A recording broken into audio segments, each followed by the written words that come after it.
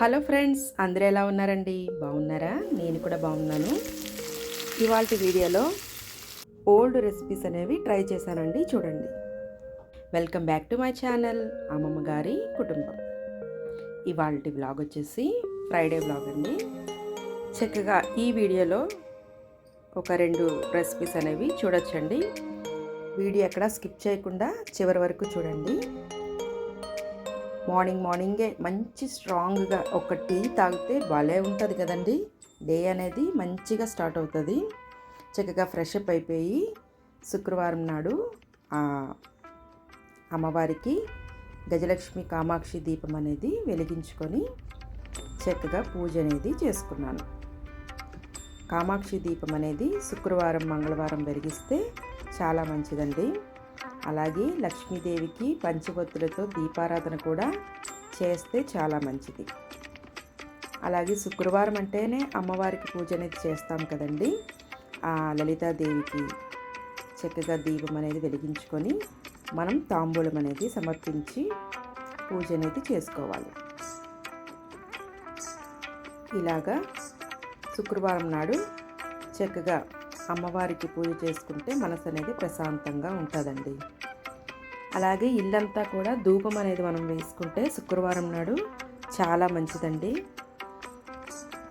ఇలాగా పూజ అనేది సింపుల్గా ఫ్రైడే అనేది చేసుకున్నాము.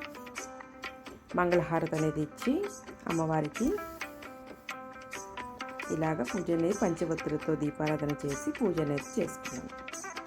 ఇంక ఇవాళ రెసిపీస్లోకి వస్తే, పూజ అయిపోయాక చక్కగా పిల్లలకి లెమన్ రైస్ అనేది చేశానండి. అలాగే సేమియా ఉప్మా. ఈ సేమియా ఉప్మాలో సేమియాతో పాటు రవ్వ కూడా కలిపి ఉన్న ఉప్మా అన్నమాట. సూజీ సేమియా కలిపిన ఉప్మా, అందులోకి కొబ్బరి చట్నీ. ఇది మార్నింగ్ టిఫిన్ అండి. దీనికి వీడియో అనేది తీయలేదు.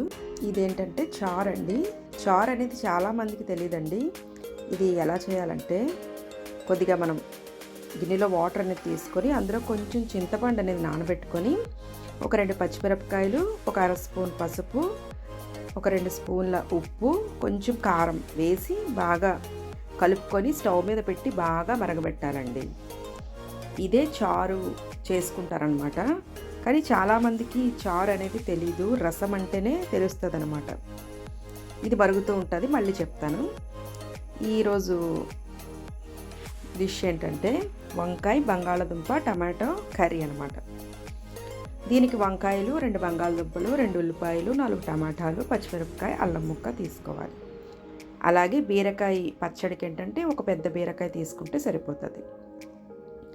ఈ వంకాయలు, టమాటా ముక్కలు, బంగాళదుంప ముక్కలు ఇవన్నీ ఏంటంటే మనం కట్ చేసుకోవాలి. వంకాయలు కట్ చేసుకున్నప్పుడు చక్కగా వాటర్లో ఉప్పు అనేది వేస్తే అవి కలర్ అనేది మారకుండా ఉంటాయండి.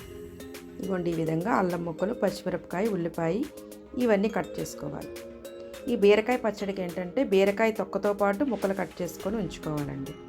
ఇదిగోండి, చారు అనేది బాగా మనం ఇందాక ప్రిపేర్ చేసింది బాగా మరుగుతుంది కదా, దానికి ఇలాగ పోపు అనేది పెట్టుకోవాలండి. చిన్న ఉల్లిపాయలు, ఎండుమిరపకాయ, మినపప్పు, ఆవాలు, కరివేపాకు ఇలా పోపు పెట్టుకుంటే ఇది చారు అవుతుందండి. చాలామందికి తమిళనాడు సైడు, నెల్లూరు సైడ్ ఏంటంటే వాళ్ళకి చారు అనేది తెలియదు. రసం అంటేనే తెలుస్తుంది అనమాట. అంటే రసం, టమాటా రసం అలా చేసుకుంటారు. కానీ ఇలాగా మన ఆంధ్ర సైడ్లో ఉన్న చారు అనేది తెలియదు. కాబట్టి ఒకసారి ఎవరికన్నా తెలియలేని వాళ్ళకి చారు అనేది ఎలా ఉంటుంది అనేది ఈ వీడియోలో చూపించానమాట. మనం ఇందులో మిరియాలు వేసుకుంటే మిరియాల చారు అవుతుందండి. వాము వేసుకుంటే వాము చారు అనేది అవుతుంది.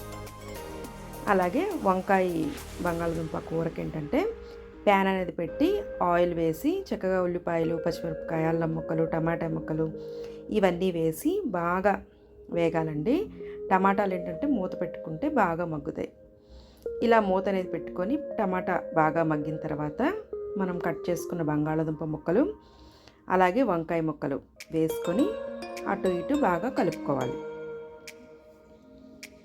ఇలా బాగా కలిపిన తర్వాత అందులోనే తగినంత ఉప్పు, కారం, పసుపు అనేది వేసుకోవాలండి. కారం అనేది ఒక 2 స్పూన్లు వేసుకుంటే సరిపోతుంది. ఉప్పు తగినంత 1/2 స్పూన్ పసుపు అలా వేసుకొని కొంచెం వంకాయలు వేగాలి. అటు ఇటు కారం అంతా పచ్చివాసన పోయే వరకు వేగి వంకాయలు వేగితే బాగుంటుంది. ఇలా మూత పెట్టుకుంటే కొంచెం మగ్గుతాయి.